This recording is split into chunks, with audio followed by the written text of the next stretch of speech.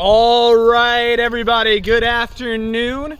And this is another episode of Tai Chi with Dave, episode 23 to be exact. And we're here again in the beautiful, majestic, heaven on earth, Lake Wales, Florida. All right, I do apologize. It has taken me a while to roll out episode 23. I did have Easter holiday with my family, and my mom and my mother-in-law and my sister-in-law came down as well to Lake Wales, and we all got our grub on a little bit. I passed out a few times from a food coma. It was pretty nice, pretty sweet. And I got some time to kind of reflect on what Easter is and how it kind of plays into our life in our westernized society here in the United States.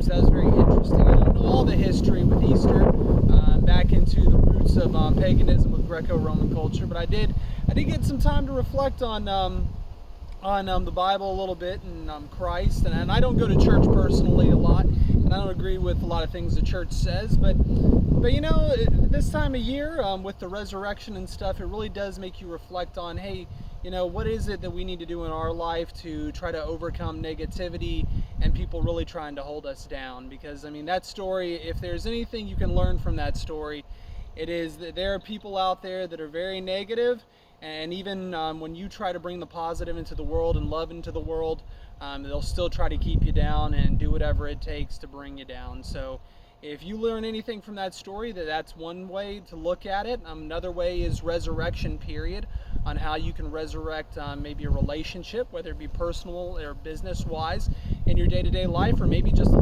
goal that you have for the next upcoming days, weeks, months, or years that you want to achieve. But anyway, we'll go ahead and get into our next movement, just a little food for thought on the side.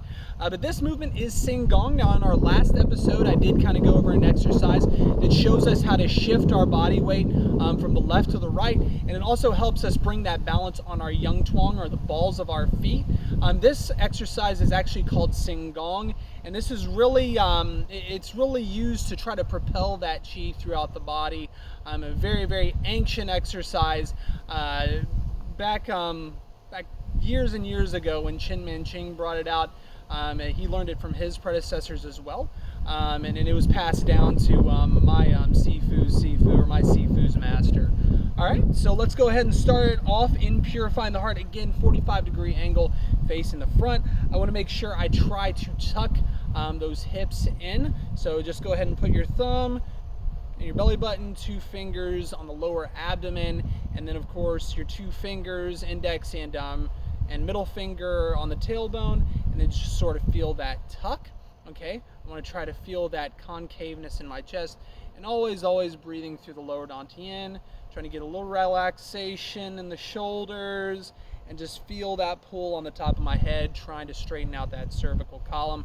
I know this is a lot, but it does take time to really perfect this. This is why practicing Tai Chi daily is necessary for stuff like this.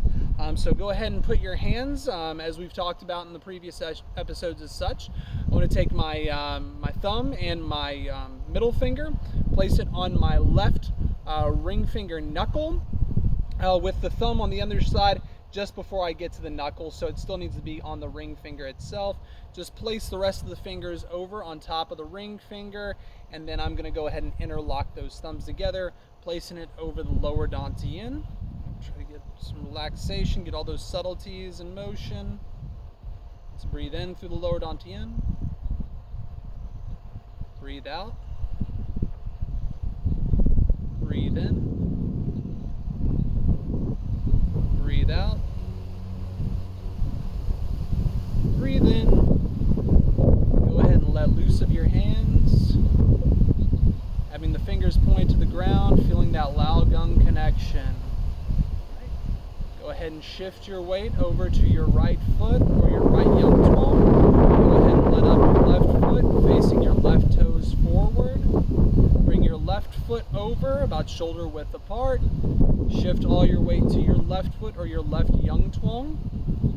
Go ahead and bring your right toes up, point them forward, and make sure they're shoulder width apart as well. I'll go ahead and scoot over just a little bit so I'm centered in that view, or that camera view.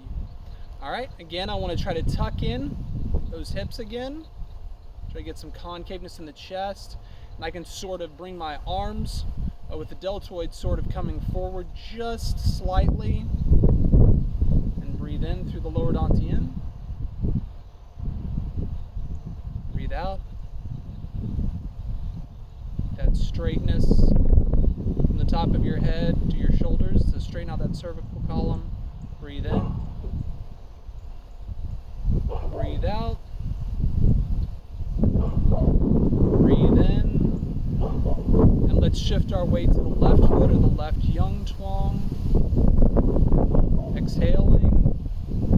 Breathing in. And as we breathe in, exhaling the full way through. And as we exhale, I'm going to bring my right hand up as I'm rotating to the left, where my palm is facing up to the sky, and slightly bring my left hand out, just slightly, not too much. I still want to keep those fingers pointed toward the ground with that Lao Gung connection.